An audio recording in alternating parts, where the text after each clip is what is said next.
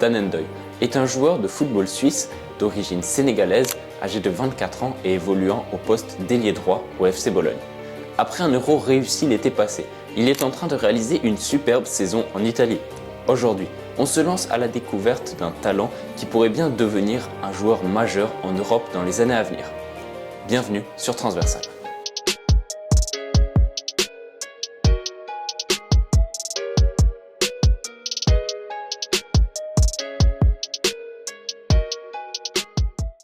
Avant de s'attaquer à son profil, à ses qualités, à sa manière de jouer, il est intéressant quand même de se pencher sur son histoire et sa carrière. Dan est né le 25 octobre 2000 à Nyon en Suisse et a débuté son parcours avant de rejoindre la formation du Lausanne-Sport. Très jeune, il se distingue par son talent et progresse rapidement au sein des équipes jeunes du LS. À seulement 17 ans, il est déjà présent dans la deuxième équipe du club vaudois et marque déjà régulièrement. En 2019, il fait ses débuts professionnels avec le Lausanne Sport en deuxième division suisse et contribue à leur promotion en Super League. En 2020, Dan N'Doye rejoint l'OGC Nice et la Ligue 1, un premier gros challenge dans sa carrière. Malheureusement qui ne se conclut pas si bien, il peine à s'imposer mais laisse quand même entrevoir de belles qualités. Lors de l'été 2021, N'Doye signe son retour en Suisse en s'engageant avec le FC Bâle, d'abord en prêt puis de manière définitive. Au sein du club bâlois, il connaît une période faste, notamment au sein des compétitions européennes. Son rôle dans le parcours impressionnant du FC Bâle jusqu'en demi-finale de Conference League le propulse sur le devant de la scène. Ses performances attirent évidemment et logiquement l'intérêt de grands clubs européens. Il rejoint finalement Bologne contre un peu plus de 10 millions à l'été 2023. Sous les ordres de Thiago Motta, il réalise une saison pleine et aligne les matchs en Serie A. L'été suivant, en 2024, il signe un très bel Euro avec la Suisse, ce qui lui vaut déjà l'intérêt de quelques grosses écuries européennes. Il fait cependant le choix de rester à Bologne, un choix qui s'avère payant. Maintenant que nous avons posé le contexte, penchons-nous sur ses performances récentes, son profil et ses qualités qui font de lui un joueur si intéressant à suivre. Tout d'abord, cette saison, il affiche des statistiques convaincantes. 8 buts pour 3 passes décisives. En Serie A, c'est un élément à noter, car lors des dernières années, particulièrement la précédente, on lui a reproché d'être trop brouillon dans le dernier geste. Effectivement, même d'un point de vue statistique, c'est une lacune qui ressortait, un seul but marqué en Serie A contre 6 expected goals. C'est trop pauvre, cette année, il a clairement amélioré ce point et ses buts correspondent aux buts qu'il aurait dû marquer. Mais voilà, Dan N'Doye est un ailier. Évidemment, ce n'est pas que les stats qui vont définir son jeu. Faisons un bref tour de ses principales qualités. Premier élément à noter, Dan N'Doye est un joueur rapide, ce qui l'aide beaucoup pour être percutant sur son côté. Il est aussi fin techniquement, agile et plutôt bon dribbleur. Ces deux éléments mis en commun font de lui un joueur avec une très bonne capacité de percussion, capable de créer du danger à tout moment pour l'adversaire. En ce sens, on peut aussi ajouter que c'est un joueur plutôt créatif, quand il s'agit justement de créer cette différence et apporter cette petite étincelle qui peut faire changer une action, un match. Très concrètement, cette capacité à prendre de vitesse l'adversaire et à créer du danger, elle se manifeste par un très grand nombre de fautes subies. En Serie A cette saison, c'est le joueur qui en a subi le plus, rien que ça.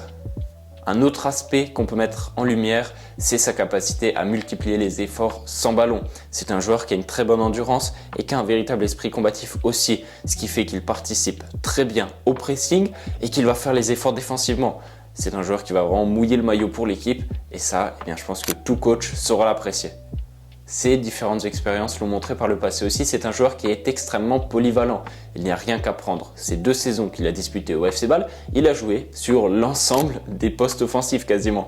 Milieu droit, milieu offensif, buteur, ailier gauche, milieu gauche, il a été utilisé partout. Et ça, c'est évidemment un véritable atout de pouvoir l'utiliser dans différentes positions. Un dernier élément du jeu de Dan N'Doye à mettre en avant, je pense que c'est sa capacité à se projeter vers l'avant. C'est un joueur qui va vraiment souvent gagner du terrain une fois qu'il a la balle dans les pieds. Et ça en fait évidemment un élément important dans des phases de transition par exemple. Dans le même temps, Dan N'Doye a encore quelques lacunes évidemment, on peut citer sa finition, son jeu de passe qui n'est pas toujours irréprochable ou même sa conservation de balle où il pourrait peut-être aussi faire un peu mieux des fois. Mais globalement, il a de très belles qualités et cette saison, il est vraiment en train de le montrer. C'est un des top joueurs du côté de Bologne et ça ne m'étonnerait pas de le voir partir déjà cet été pour un très gros club. On va en parler, mais il y a de l'intérêt. Alors, quel avenir pour Dan Doy? C'est un joueur, comme on l'a dit, qui a de très belles qualités, qui attire l'intérêt, qui attise les convoitises, évidemment, son nom. Il a été associé à beaucoup de grands clubs lors des dernières semaines, lors des derniers mois. Manchester United, l'Inter Milan, l'AC Milan, Naples, la Juventus, ce sont tous des clubs qui ont été, comme je l'ai dit, associés à celui de Dan Doy. Il a que 24 ans, je pense quand même que c'est pour lui le bon moment de quitter Bologne et de passer un cap. D'être resté la saison passée, je pense que c'était aussi une très bonne décision. Aujourd'hui, il a pris cette expérience encore supplémentaire, cet apport dans la finition, comme on en a déjà parlé. Et puis voilà, il a eu aussi des coups d'éclat. Une superbe match hier contre Naples il y a quelques semaines. Et évidemment, ça a un peu enflammé toute la toile. C'est un joueur qui va évidemment susciter de l'intérêt, de la concurrence. Et c'est pour ça que, selon moi, son transfert, si transfert il y a cet été, se situera aux alentours des 35, 45. J'ai vu la Gazzetta dello Sport qui, dans un jour, on va dire, de grand enthousiasme, parlait même jusqu'à 50 millions. Je pense que ça me paraît peut-être un poil surfait. Mais cette tranche de 35-45 millions me paraît tout à fait plausible et possible pour Dan Doy au vu de ce qu'il a montré lors des dernières semaines. Alors quel club maintenant pour lui? C'est une très bonne question. Je pense qu'il ne va pas falloir brûler les étapes non plus. Et c'est pour ça que je pense qu'un club comme l'Inter Milan pourrait être vraiment un excellent choix. C'est un club italien qui est en demi-finale de la Ligue des Champions et ils ont déjà fait une finale il n'y a pas si longtemps. C'est un club très sérieux et où je pense qu'il pourrait vraiment passer un palier tout en restant quand même dans un environnement qu'il connaît à peu près. Je veux dire, Milan, Bologne, on est déjà rien que géographiquement pas très loin, c'est le même championnat, donc il n'y aurait pas toute cette adaptation supplémentaire. Pas devoir peut-être combiner adaptation à un grand club et adaptation à un autre championnat. Ce qui pourrait être le cas à Manchester United, où en plus vous pouvez rajouter le facteur adaptation à un contexte très compliqué. Mais voilà, pour ces raisons, je pense que l'Inter pourrait être un très bon nouveau challenge pour lui. En plus, il y a Yann Sommer qui est aussi un joueur suisse qu'il connaît déjà, donc ça pourrait établir des connexions et l'aider peut-être à s'adapter. Mais dans tous les cas, évidemment, ce n'est que de la pure spéculation. Le marché des transferts est tellement imprévisible. On verra bien où Dan Doy finit cet été. Peut-être que ce sera même du côté du FC Bologne.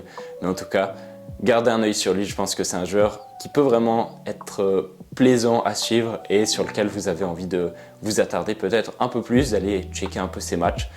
En tout cas, j'espère que cette vidéo vous aura plu, qu'elle vous aura permis d'en apprendre un peu plus sur ce joueur qui est évidemment pas forcément ultra connu, ultra médiatisé, c'est vrai.